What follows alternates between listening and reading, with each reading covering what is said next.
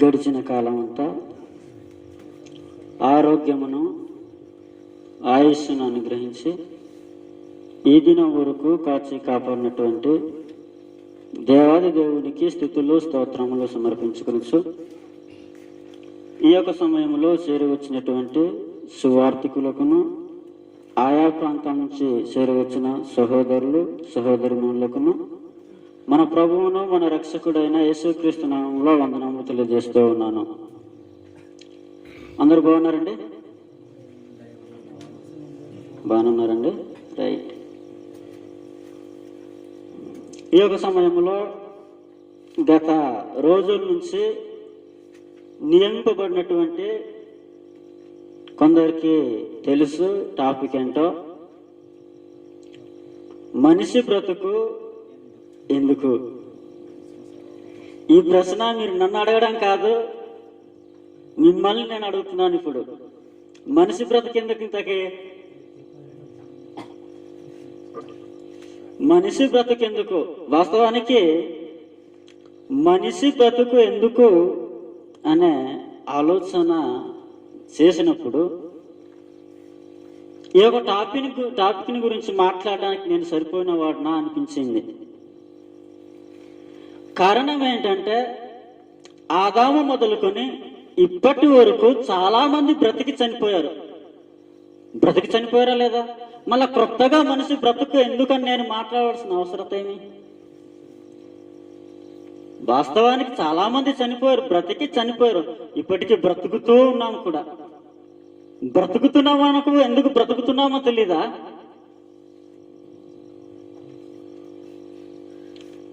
ఒక్కొక్కరు ఒక్కొక్కలా ఆలోచన చేస్తూ ఉంటారు. నిజానికి ఈ విషయం మాట్లాడడానికి గల కారణము మనిషి ఎందుకు బ్రతుకుతున్నాడో తెలియకపోవటమే. మనిషి ఎందుకు బ్రతుకుతున్నాడో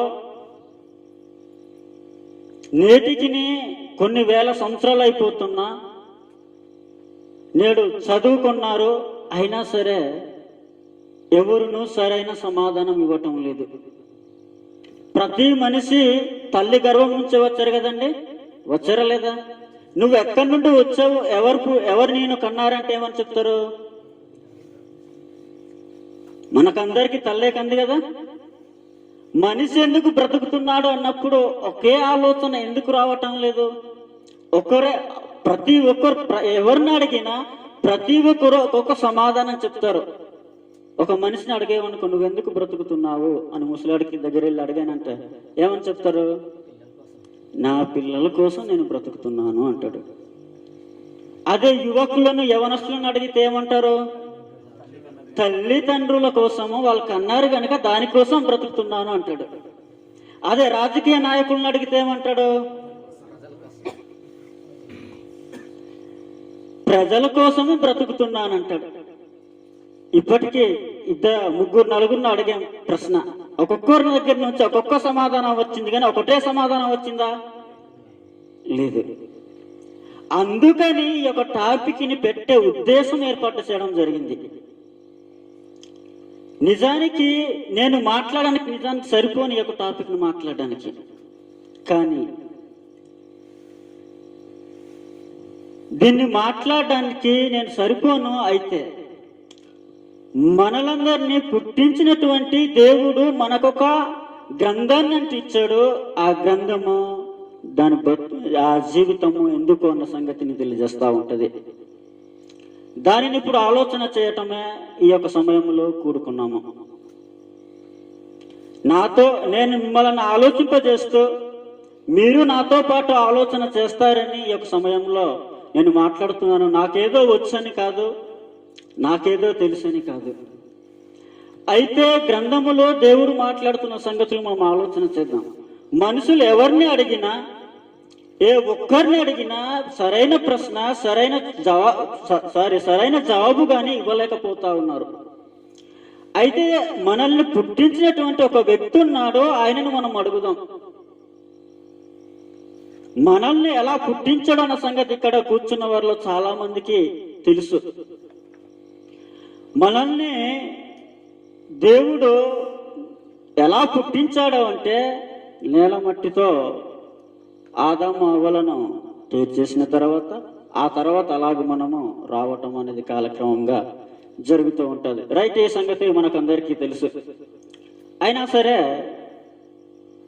అపోస్తల కార్యాలు 17వ అధ్యాయము 25వ వచనాన్ని చూసుకొని ముందుకు కొనసాగుదాం. మానవులందరికీ దేవుడు ఏం చేస్తూ ఉన్నాడంటేనో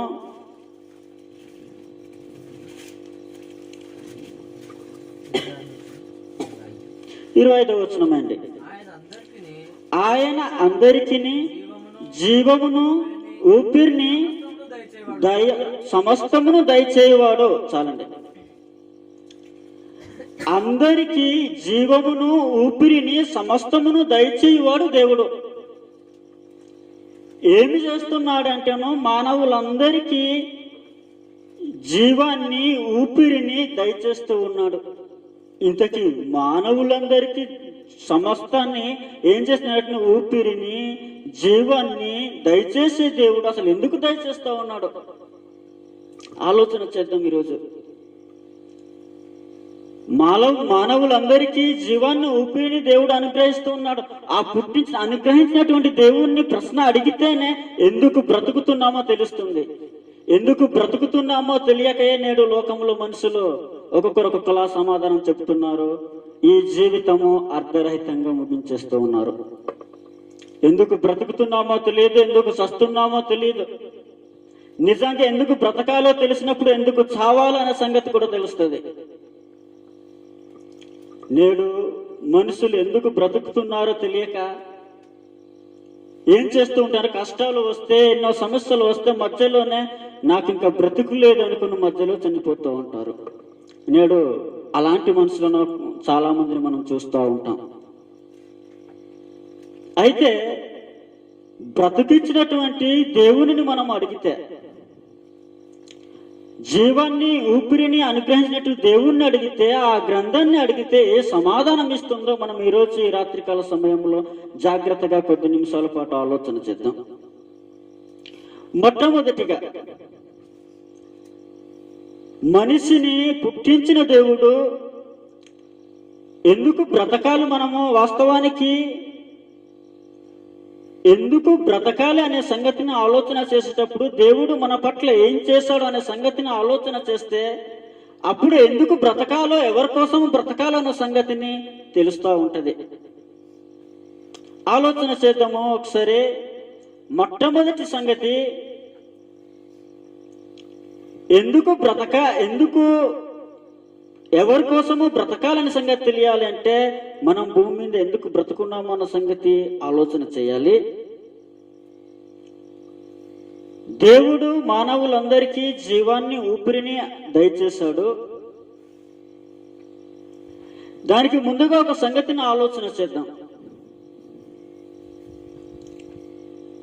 యెషయా గ్రంథము 1వ అధ్యాయము 2వ వచనము.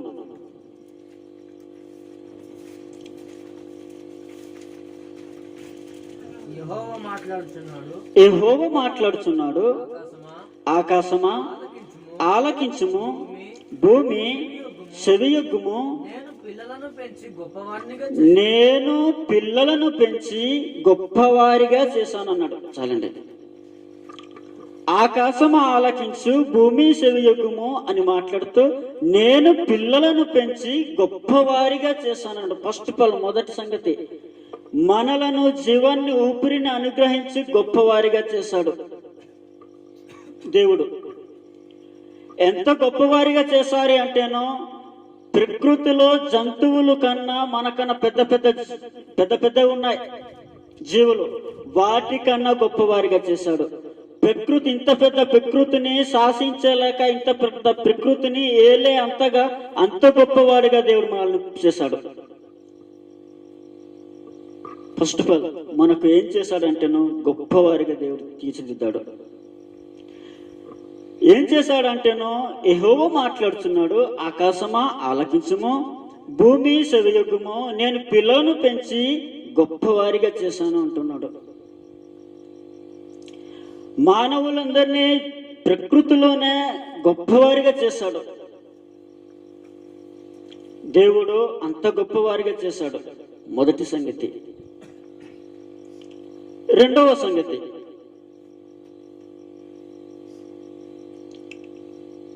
ఇంత గొప్పవారిగా బ్రతకటానికి, ప్రకృతిలోనే అంత గొప్పవారిగా బ్రతకటానికి, అలాగూ బ్రతకడానికి మరొకటి ఉండాలి. మనం ఇక్కడ బ్రతకాలంటే ఏముండాలి? భూమి ఉండాలి. రెండవ సంగతి ఆలోచన చేద్దాం. అపోస్తల కార్యాలు 17వ అధ్యాయము. అపోస్తల కార్యాలు 17వ అధ్యాయం 24వ వచనము. జగత్తును అందలి సమస్తమును నిర్మించిన దేవుడు, జగత్తును అందలి సమస్తము నిర్మించిన దేవుడు ఆకాశమునకును భూమికిని ప్రభువైనందున, తానే ఆకాశమునకును భూమికిని ప్రభువై ఉన్నందున. హస్తకృతములైన ఆలయములను చాలు. అక్కడ ఏం చేస్తున్నాడు అంటేను, జగత్తును అందలి సమస్తమును నిర్మించిన దేవుడు. ఫస్ట్ ఆఫ్ ఆల్ ఇక్కడ మనం బ్రతకాలంటే ఏముండాలి? భూమి ఉండాలి. జగత్తును అందలి సమస్తము నిర్మించిన వాడు దేవుడు. అంటే సృష్టిని అంతటినీ నిర్మించింది దేవుడు. ఎవరు చేశారంటే నీ ప్రకృతిని అంతటినీ చేసింది దేవుడు. ఈ ప్రకృతి అంతటినీ దేవుడు నిర్మించాడు. అదే సంగతిని కొరింథీ పత్రికలో తెలియజేస్తాడు. మొదటి కొరింథీ పత్రిక 8వ అధ్యాయము 6వ వచనము మనకందరికీ తెలిసిన సంగతి. ఒకసారి మొదటి కొరింథీ పత్రిక 8వ అధ్యాయము 6వ వచనము.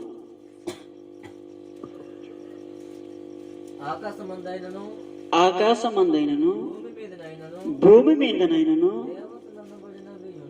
దేవతలనబడినవి ఉన్నను ఒక్కడే దేవుడు ఉన్నాడు, ఆయన తండ్రి. ఆయన నుండి సమస్తము కలిగెను. చాలండి. ఆయన నుండి సమస్తము. ఎవరి నుండి వచ్చాయంటే సమస్తము దేవుని నుండి. అంటే ఈ సృష్టి మొత్తం, ఈ సృష్టిలో ఉన్నట్టు ప్రతీది దేవుని నుండి వచ్చింది. ప్రతీది దేవుని దగ్గర నుంచే వచ్చింది. అందుకే ఏమంటున్నాడు అంటేను, ఆయన నిమిత్తము ఎవరున్నామంట? మనమున్నాము. ఈ ప్రకృతిని చేసి దేవుడు మనకిచ్చాడు, ఆయన నిమిత్తం మనమున్నాము. ఆలోచన చేయండి. అందుకనే దావీదు గారు ఏమంటాడంటేను, ఈ ప్రకృతి అంతటిని ఆలోచన చేసిన తర్వాత, ఈ సృష్టి నిర్మాణం అంతటిని ఆలోచన చేసి, తన నిర్మాణం అంతటిని ఆలోచన చేసిన తర్వాత ఒక మాట అంటాడు కీర్తనకారుడు. 104వ కీర్తన. నా ప్రాణమా, 104వ కీర్తన 33వ వచనము. నా జీవిత కాలమంతయు నేను యెహోవాకు కీర్తనలు పాడెదను. నేనున్నంత కాలము నా దేవుణ్ణి కీర్తించదను అంటున్నాడు. వాస్తవానికి ఇక్కడ పైన ప్రకృతి దాని యొక్క సిస్టమ్స్ గురించి మాట్లాడుకుంటూ వస్తూ ఉంటాడు. అలా మాట్లాడుకుని వచ్చి దావీదు గారు ఆలోచన చేస్తే ఎంత ఎలాగున్నాయంటేనో 24వ వచనం చదువుదాం. అదే అధ్యాయం 24వ వచనం. యెహోవా నీ కార్యములు ఎన్నెన్ని విధములు అంటే పైన చెప్పుకుంటూ వచ్చేసాడు. ప్రకృతి ఎలా ఉంది, జంతువులు, వృక్షాలు అవన్నీ ఎలా ఉన్నాయన్న సంగతిని ముందు చెప్పుకొని వచ్చి, నీ కార్యములు ఎన్నెన్ని విధములుగా ఉన్నవి, జ్ఞానం చేత నీవు వాటిని నిర్మించితివి, నీవు కలగజేసిన వాటితో భూమి నిండి ఉన్నది.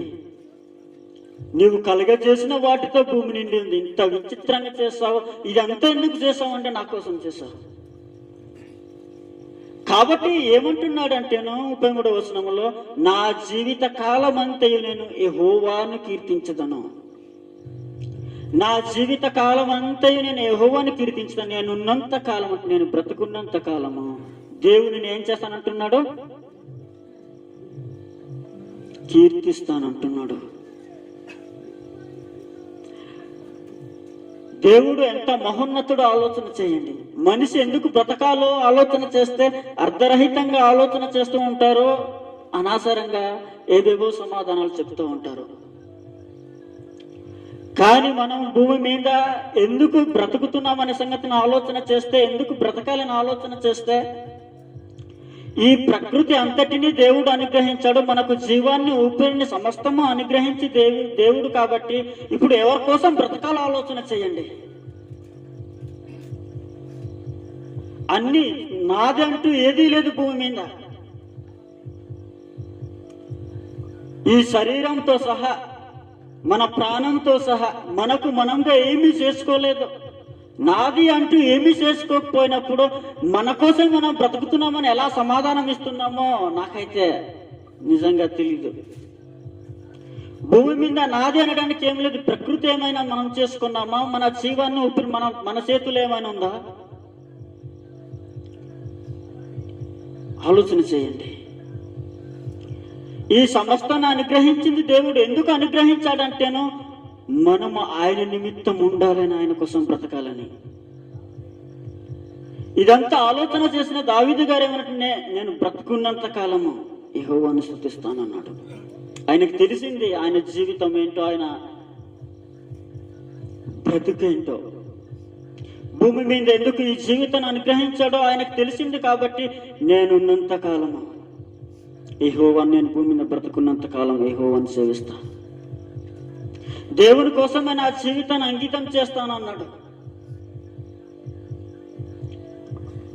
మొదటి సంగతి మనం ఆలోచన, మనలను, జీవాన్ని, ఊపిరిని అనుగ్రహించాడు దేవుడు. అందుకు దేవుని కోసం బ్రతకాలి.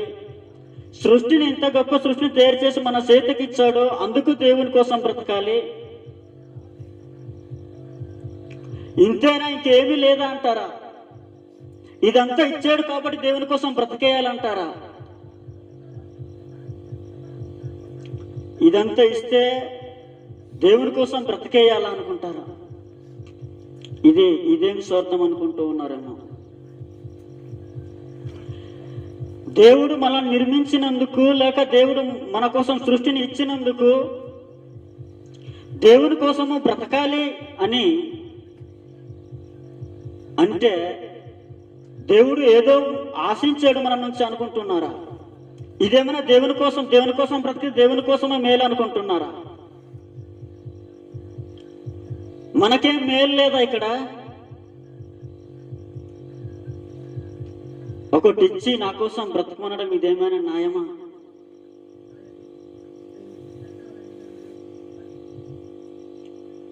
ఒక పెన్ను ఇచ్చి,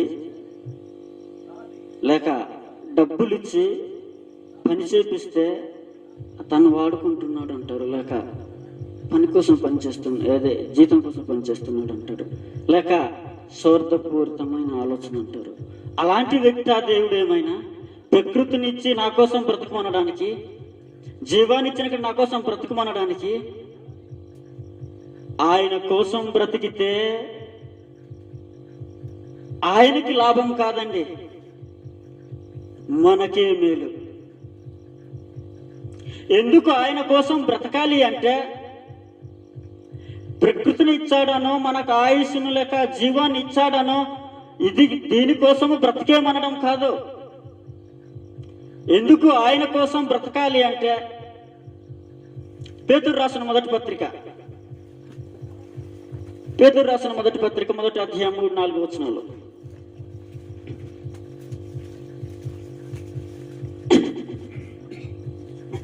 మన ప్రభువుకి యేసుక్రీస్తు తండ్రి అయిన దేవుడు, మన ప్రభువుకి యేసుక్రీస్తు తండ్రి అయిన దేవుడు స్తుతింపబడును గాక. మృతులలో నుండి యేసుక్రీస్తు తిరిగి లేచుట వలన జీవంతో కూడిన నిరీక్షణ మనకు కలుగునట్లు, అనగా అక్షయమైనది, నిర్మలమైనది, వాడబారనిది అయిన స్వాస్థ్యము మనకు కలుగునట్లు ఆయన తన విశేష కనికరం చొప్పున మనలను మరలా జన్మింపజేసేను అన్నాడు. ఎందుకు ఆయన కోసము బ్రతకాలంటే ఒకటి ఉందంట. ఏంటంటే అక్షయమైనది, ఫస్ట్ ఆఫ్ ఆల్ ఏమన్నా జీవంతో కూడిన నిరీక్ష మనకు కలుగునట్లు అని చెప్పి అక్షయమైనదియు నిర్మలమైనదియు వాడబారనిది అయినా ఏముందంట, స్వాస్థ్యము మనకుంది. ఆయన కోసము బ్రతికితే అక్షయమైనది, అక్షయం అంటే నాశనం కానిది, వాడబారనిది, ఇంకో పదం ఏమన్నా నిర్మలమైనదియు స్వాస్థ్యము మనకుంది అన్నాడు. సొత్తు మనకుందంట. ఆయన కోసం బ్రతికితే అక్షయం నాశనం కానిది ఒకటి మన కోసం ఉందంట. అది వాడిపోదు, వాడిపోయేది కాదు, అది కొంతకాలం ఉండేది కాదు, అది నాశనం కానిది ఉందంట మన కోసం. ఆయన కోసం బ్రతికితే మనం అనుకుంటున్నాం జీవితం ఇంతే, ఇక్కడితోనూ ముగింపు అయిపోతుంది అనుకుంటూ ఉన్నాం. కాదు కాదు, ఇక్కడితో ముగింపు అవ్వటం లేదు జీవితం. ఇక్కడి నుంచి వెళ్ళిపోయిన తర్వాత ఇంకో జీవితం ఉంది. అక్కడ ఏమిస్తాడంటే అక్షయమైనది, వాడబారినది, నిర్మలమైనది, దాన్ని స్వాస్థ్యం మన కోసం ఉందంట. దానికోసమైన బ్రతకూడదండి. మన కోసము వాడబారనిది ఇస్తానన్నప్పుడు, అక్షయమైనది అన్నప్పుడు దానికోసమైన బ్రతకూడదు. ఆలోచన చేయండి. పరలోకములు ఉందంట వాడబారనిది. దానికోసమే మనం బ్రతకాలి, దానికోసమే మనం జీవించాలి. అది ఎలాంటిది అంటేను గ్రంథంలో చాలా చక్కగా వివరించాడు. ఆ అక్షయమైనది, అది నిత్యత్వము, నిత్యము ఉండేది. అదే నిత్యత్వము, పరలోకము.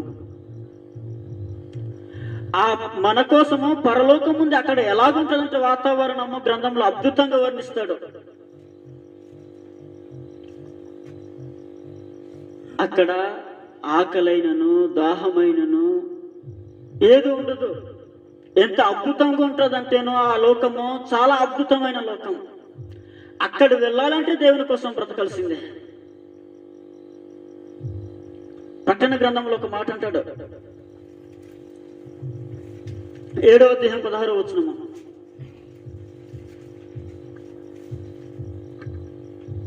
వారికి ఇక మీదట ఆకలైనను దాహమైనను ఉండదు అన్నాడు. సరే, చదవండి ఒకసారి, చదవండి. సూర్యుని ఎండ అయినను ఏ వడగాలి అయినను వారికి తగలదు. ఏలియనగా సింహాసన మధ్య ఉండు గొర్రెపిల్ల వానికి వారిని నడిపించును, బాష్ప బిందువును తుడిచివేయును. ఆ లోకం ఎలాంటి ఆకలైనను దాహమైనను ఉండదంట. సూర్యుని ఎండ అయినను బడగాలైనను వానికి తగలదు. ఆ లోకం అలా ఉంటది. ఆకలి ఉండదు, దాహం ఉండదు. ఇక్కడ అనుకో, ఉదయం తింటే మధ్యాహ్నానికి ఆకలి, మధ్యాహ్నం తింటే సాయంత్రానికి ఆకలి. ఇప్పటికే మనకు ఏం వేస్తూ ఉంటది, ఆకలి వేసిస్తూ ఉంటది.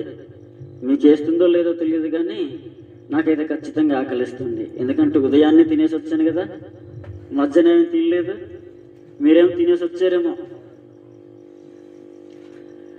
ఆకలైనను దాహమైన ఉండదంట ఆ లోకం. ఆ లోకం కావాలొద్దు ఆలోచన చేయండి. ఈ రోజు ఒకరోజు సుఖం కోసం ఒకరోజు ఒకడు అన్నం పెడితే, లేక ఒకరోజు ఒక పూట అన్నం పెడితే ఆయన నీ రుణం ఎలా తీర్చుకోవాలంటావే. ఆయన శాశ్వతమైన లోకాన్ని ఇస్తానన్నప్పుడు ఆ లోకం కోసమైనా దేవుని కొరకు బ్రతకూడదు ఆలోచన చేయండి. నేడు మనుషులు సరైన ఆలోచన చేయటం లేదు. ఎందుకు బ్రతుకుతున్నారో తెలియదు, ఎందుకు చచ్చిపోవాలో తెలియదు. ఇది తెలియక నేను అమ్మాయిని ప్రేమించాను, లేక ఇది ఆ అమ్మాయి నన్ను మోసం చేసింది అని ఈరోజు ఊరేసుకున్నా ఏదో మందు తాగి చచ్చిపోతానంటాడు. ఆ బ్రతుకేమైనా అమ్మాయి ఇచ్చిందో దానికోసం చచ్చిపోవడానికి? ఆ బ్రతుకు, ఆ జీవితం ఇచ్చింది దేవుడు.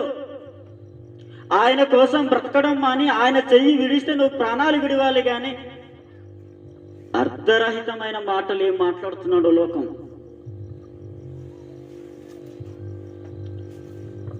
నిజంగా ఎన్ని కష్టాలైనా, ఎన్ని ఇబ్బందులైనా, ఎన్ని ఇరుకులైనా నిత్య జీవం కావాలి అనుకుంటే దేవుని కోసం బ్రతకాల్సిందే. గ్రంథములో అలాగ బ్రతికిన వారు ఉన్నారు చాలా మంది. నిత్యత్వం కావాలి అంటే దేవుణ్ణి తెలుసుకొని క్రీస్తు ప్రభు వెంబడ నడవలసిందే. యోహాను సువార్త 17వ అధ్యాయంలో ఏమంటాడు? నిత్య జీవం కావాలంటే ఏం చేయాలంట? యోహాను సువార్త 17వ అధ్యాయం 1వ వచనంలో 3వ వచనము, అద్వితీయ సత్యదేవుడవైన నిన్నును నీవు పంపిన యేసుక్రీస్తుని ఎరుగుటయే ఏంటంట? నిత్య జీవము. అద్వితీయ సత్యదేవుడు నిన్నును నీవు పంపిన యేసుక్రీస్తును ఎరగటము నిత్య జీవం ఇస్తానన్నాడు. తండ్రిని గురించి తెలుసుకో, ప్రభువైన యేసుక్రీస్తు వారు ఎవరో తెలుసుకో, బ్రతుకు అన్నాడు. ఆయన కోసం, ఆయన గురించి ఎరిగి తెలుసుకొని బ్రతికితే నిత్య జీవం అన్నాడు. అలా ఎరిగి తెలుసుకున్నటువంటి వ్యక్తులు గ్రంథములో చాలా మంది కనిపిస్తారు. తమ ప్రాణాలు పోతున్న లెక్క చేయకుండా దేవుని కొరకు బ్రతికారు,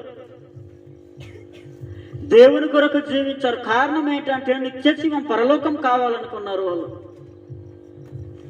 ఆ పరలోకం కావాలనుకున్నారు కాబట్టి దానికోసమైనా బ్రతకాలి. మనకందరికీ తెలుసు, అపోస్తులుడైన పౌలు గారు,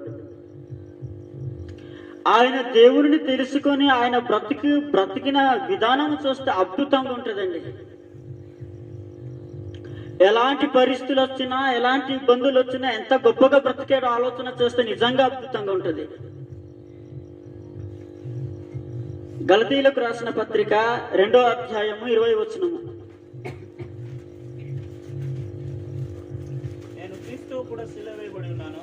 నేను క్రీస్తుతో కూడా సిలువ వేయబడి ఉన్నాను,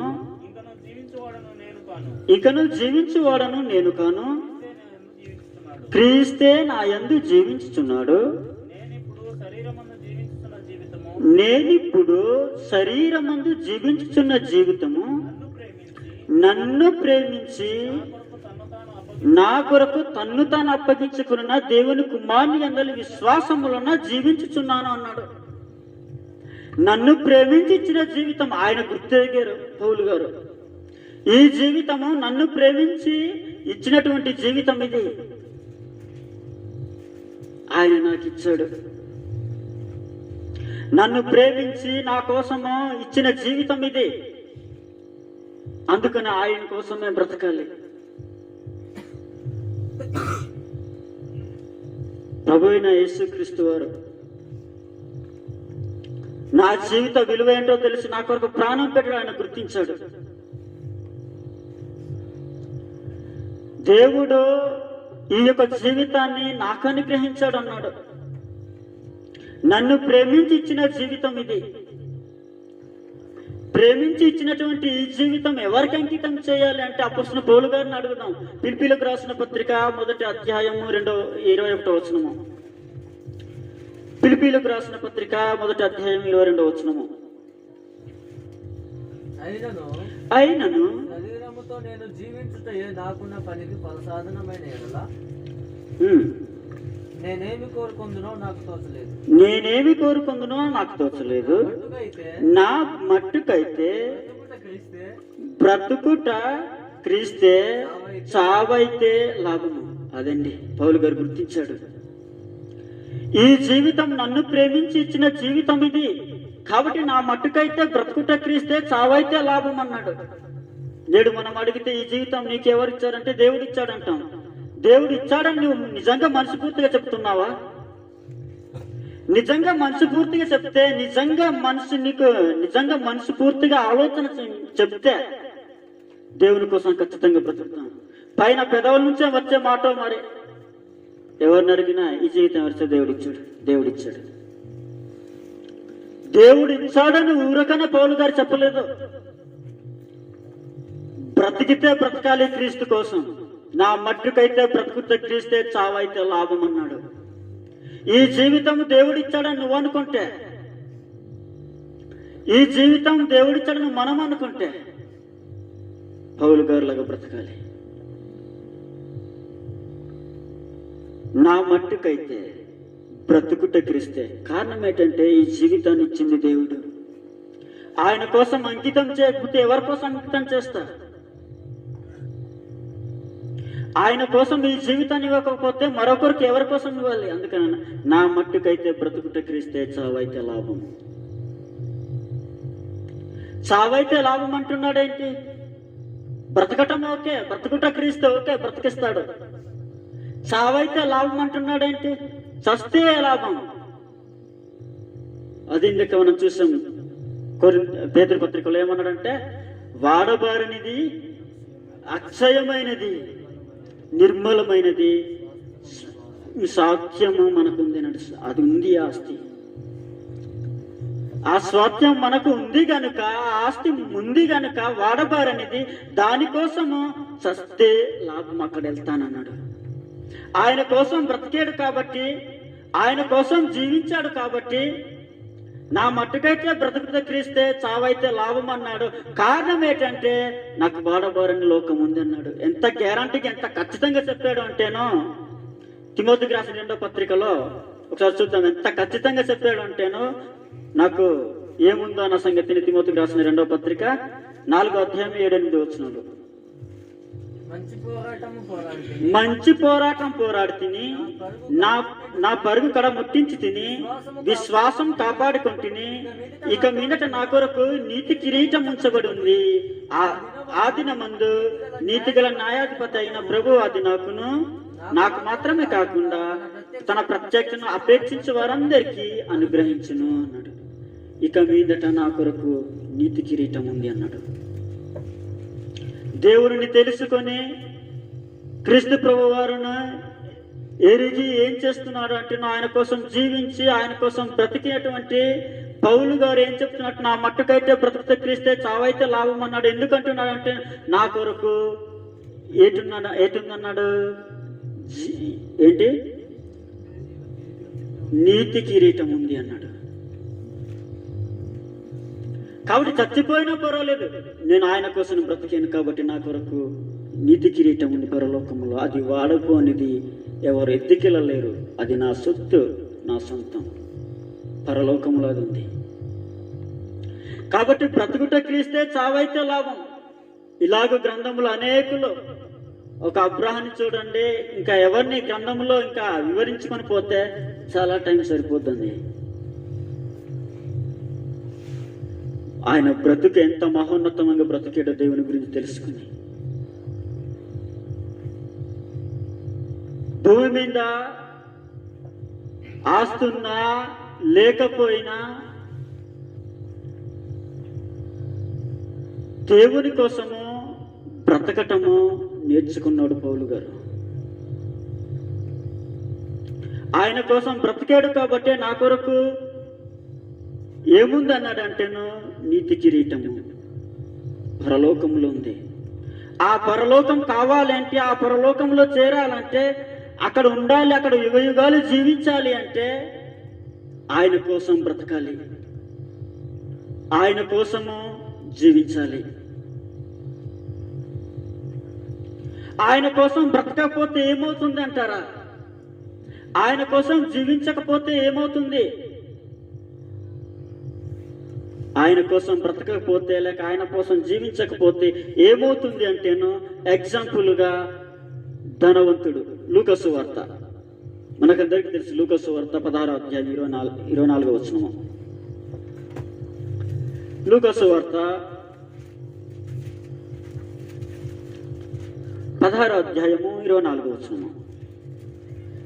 సారీ 25వ వచనం చదవండి అండి. అందుకు అబ్రహాము, కుమారుడా, నీవు నీ జీవిత కాలమందు నీకిష్టమైనట్టు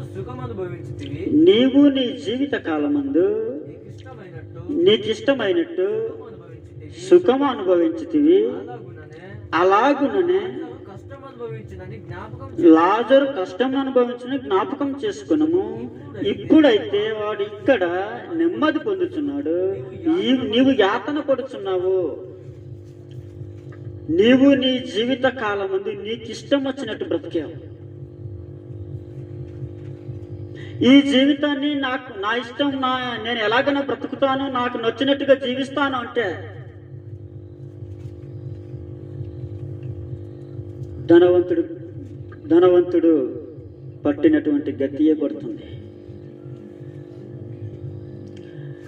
నీకిష్టం వచ్చినట్టు నీవు ఈ జీవిత కాలమందు నీకిష్టం వచ్చినట్టు సుఖమును అనుభవించావు. భూమి మీద దేవుని కోసం బ్రతకకుండా నీకు ఇష్టం వచ్చినట్టుగా సమస్తం ఏది కావాలంటే అది అనుభవించావు. అన్నీ అనుభవించావు, అన్నీ చేసావు. అయితే నువ్వు ఇక్కడ ఏం చేస్తున్నావు? యాతన పడుచున్నావు అన్నాడు. దేవుని కోసం బ్రతకపోతే, దేవుని కోసం జీవించకపోతే ఏం జరుగుతుంది అంటేనో, వాడబారిన లోకములో లేక నిత్య జీవాన్లో ప్రవేశించకుండా నిత్య నరకంలో లేక యాతన పడే స్థలంలో వెళ్ళేదానికి అవకాశం ఉంది. కాబట్టి ఏం చేయమంటున్నాడు అంటేనో, ఆయన కోసం బ్రతకటము. నేను ముగించేస్తానండి.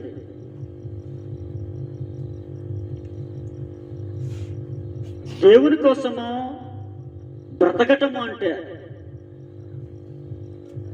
ఆయన కోసం జీవించటం అంటే ఏదో ఆస్తులు ఇచ్చేయడమో ఏవో ఇచ్చేయడమో కాదండి.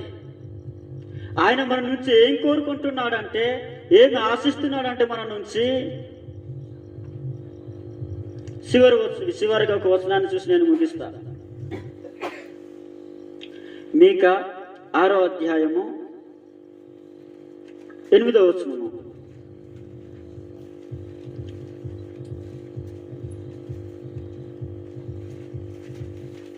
మీకా 6వ అధ్యాయం 8వ వచనము. మనుషుడా ఏది ఉత్తమమో అది నీకు తెలియజేయబడి ఉన్నది. ఏది ఉత్తమమో అది నీకు తెలియజేయబడి ఉన్నది. న్యాయంగా నడుచుకొనుటయు కనికరమును ప్రేమించుటయు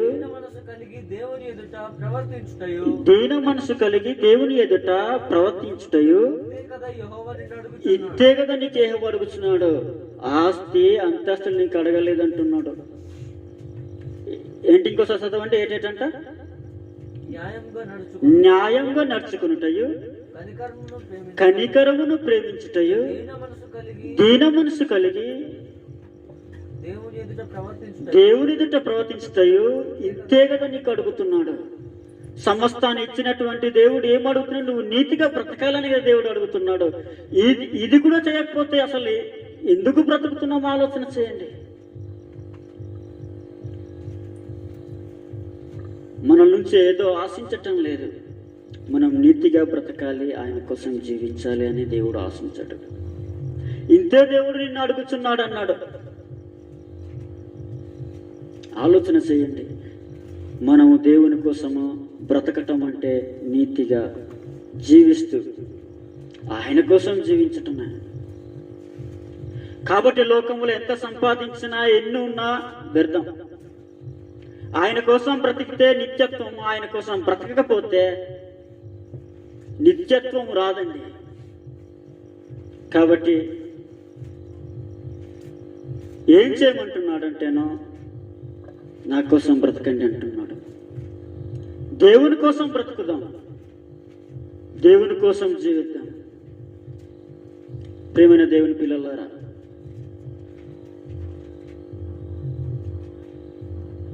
దేవుడు సమస్తాన్ని మనకు అనుగ్రహించాడు.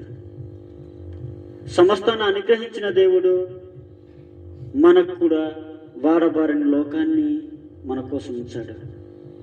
ఆ లోకములో ప్రవేశించడానికి మనమందరము సిద్ధపడుదాం. ప్రభువైన యేసుక్రీస్తు వారిని, ఆయన మన కొరకు ప్రాణం పెట్టాడని గుర్తెరిగి దేవుని కుమారుడని ఒప్పుకొని ఆయన మార్గంలో నడిచి ఆయన కొరకు జీవిస్తూ మనము పరలోకాన్ని సంతరించుకోవాలని నన్ను నేను హెచ్చరించుకుంటూ మిమ్మలను హెచ్చరిస్తూ, ఇంతవరకు ఓపిక కలిగి శ్రద్ధ కలిగి విన్న మీ అందరికీ మన రక్షకుడున మన ప్రభువైన యేసుక్రీస్తు వారి నామమున వందనములు తెలియజేస్తూ, ఈ యొక్క సమయాన్ని అవకాశం ఇచ్చిన అధ్యక్షుల వారికి వందనాలు తెలియజేస్తూ ఈ యొక్క సమయాన్ని సహోదరులకు